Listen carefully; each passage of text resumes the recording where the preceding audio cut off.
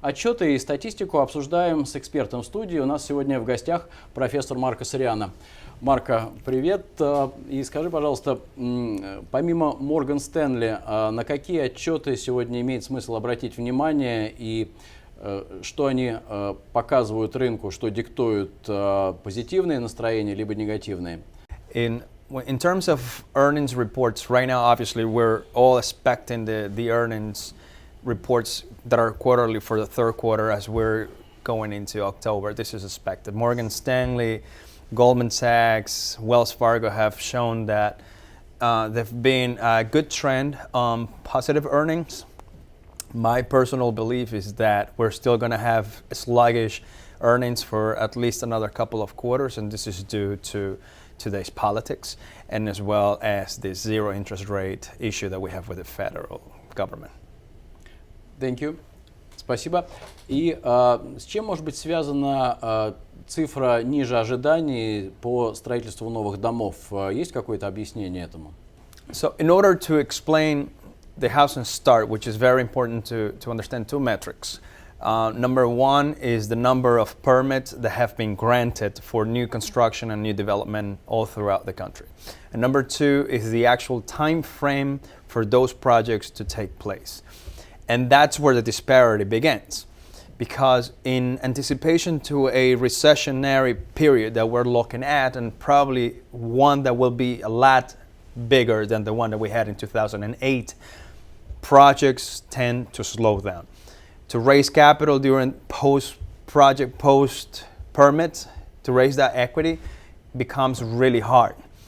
So developers, investors tend to wait to understand how the market is going to respond and then break ground. And then we have to also understand that time frame from the moment you break ground until the grand opening of a new project could be anywhere from 2 years to 3 to 5, depending.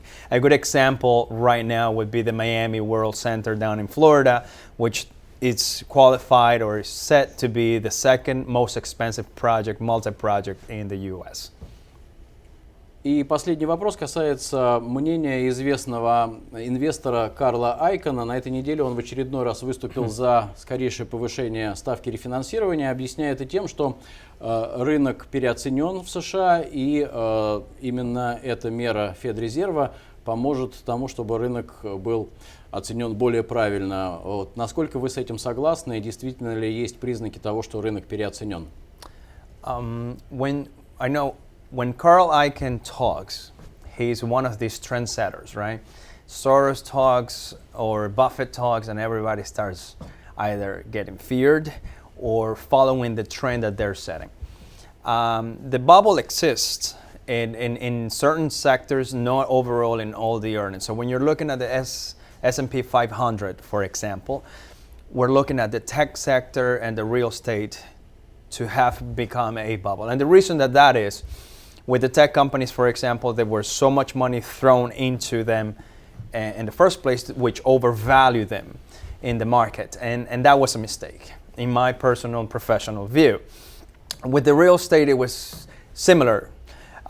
People were anticipating all of these permits that were being granted, anticipating new development and new construction at a speed that wasn't realistic. However, in the S&P 500, it's only about 50 of those companies that are showing this sort of sluggish earnings as well. So we need to try and understand this. What's going to change?